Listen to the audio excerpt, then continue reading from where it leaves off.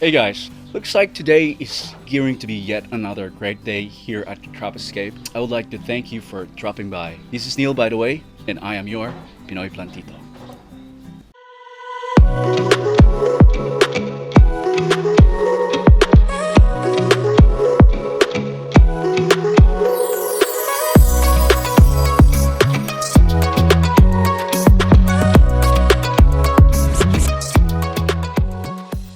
Today, guys, I'm very excited because we will have another vertical garden video today. A lot of you probably know that I have a thing for vertical garden, right? And it's not just because I have a thing for vertical garden, but it was actually birthed out of necessity. You see, I have a very small backyard. Now, don't be fooled by what you see in my Instagram post or in some of my YouTube videos or in some of my Facebook posts as well. Because while it appears there that I made the jungle out of a 10-acre land, that is not really the case. I have a very small backyard, guys, measuring 80 square meters. And out of the 80 square meters, guys, half of that is where my house is built. So that leaves us with only about 40 square meters of the area for my tropical garden. So it's not really a big area, right? And since I cannot go like this, the only way is to go up. And that is where vertical gardens become really important in order for me to build a jungle type backyard. I have also received a lot of inquiries coming from you guys asking me what are the best type of plants for a vertical garden. And since we're here, let me just answer that. Generally, the best plants for vertical gardens are hanging plants, and those that are vining plants or crawling plants, and those that are originally found in living in cliffs or sloping areas, and those that can live in between rock crevices. So you see that in my vertical gardens, a lot of aroids, especially the climbing or crawling philodendrons, are doing so well, as well as some of the varieties of begonias that are originally found living on cliffs and in between rock crevices. So basically, those types of plants are the ones I consider to be best for a vertical garden, for a living wall, or for what's the other term? Green wall. All right. But the other thing that you should consider is really where is the location of your vertical garden. Is it located in an area with low light, medium light, or bright light? So far I have constructed already 5 DIY vertical gardens here in my backyard. I have one that is located in low light to medium light. I have a vertical garden that is located under a tree with filtered morning light and bright light all throughout the day. And another one is also located in a spot in my garden where there's, I think, medium to bright light. Okay, so I have yet to construct a vertical garden that is located in an area with bright, direct sunlight. And that is exactly what we're going to do today. So if you have a very warm area in your backyard that is hit directly by the sun and sometimes it could be scorchingly hot, this is the vertical garden just for you. So this is another cheap, easy DIY vertical garden, and to construct this vertical garden I only have to spend about $20, okay? Because I'll just be using whatever extra plants that I have here in my backyard, those that I have recently propagated, and especially those sun-loving plants. So the base of our vertical garden is this steel matting. This costs just 110 pesos, or more or less $2, $2 US. So it's really cheap. And what I like about this steel matting is that this one is actually covered by plastic, or I don't know what's the material they use to coat this. So this is more rust proof than the regular steel matting that we use without any coating at all. All right, and this is the the hanging planters that we will use, guys. It is made of metal wire and net. This is actually priced at 4 for 100 pesos or $2. Cheap. So what I like about using this planter is that I can just put the potted plants here and I don't have to disturb them or repot them, and I can have bigger plants because of that. I used to use something like this, but you can only put small plants here. But what I don't like about this is that there will be limited plants that you can use, especially only small plants. And also, it has a lot of holes that makes training so fast. And I'm actually really busy. I don't have time to water the plants every now and then.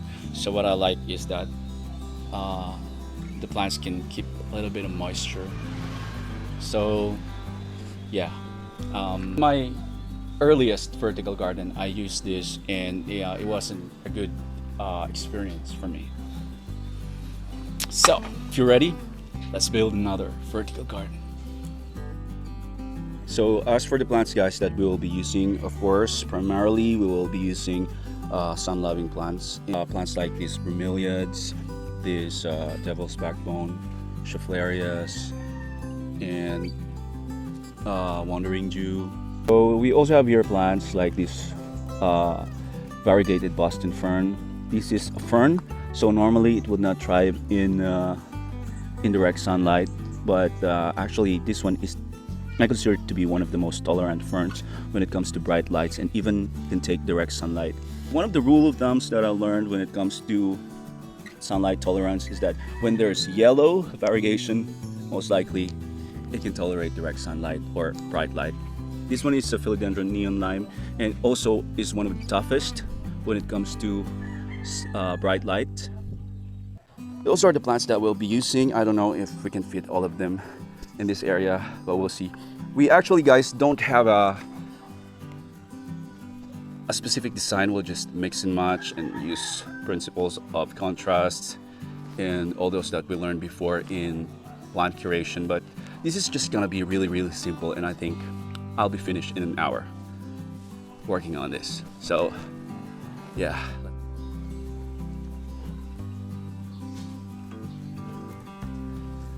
Alright, guys, I have already installed this mesh wire, and it's really easy. You just have to secure it with wires, and so that when you hang plants here, it will be more stable.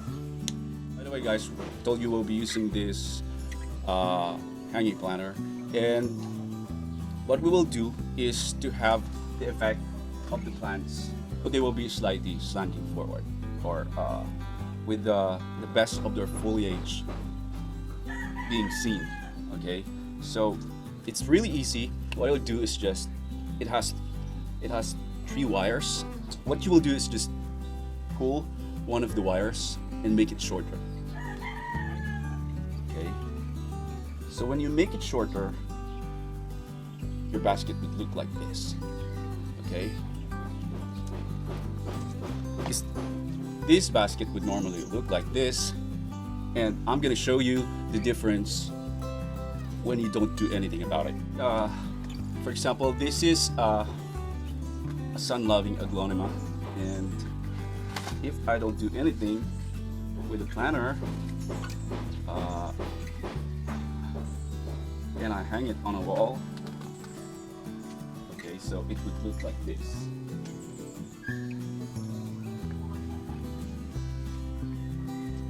Like that. Not so pretty, and the foliage isn't highlighted, right? However, if we use this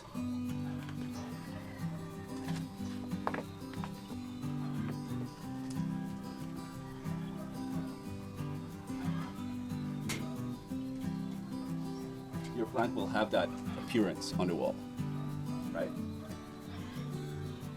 So all these baskets that we'll be using today, I've already pulled one of the wires a little bit, make it shorter, so that it will have this appearance. All right, so let's start.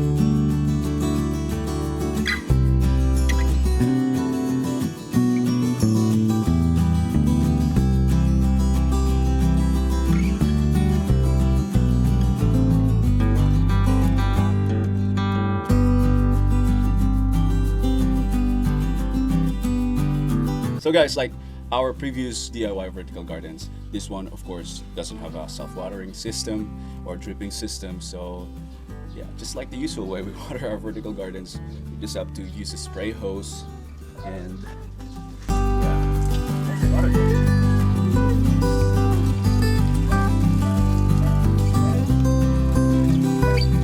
There's a front inside the building.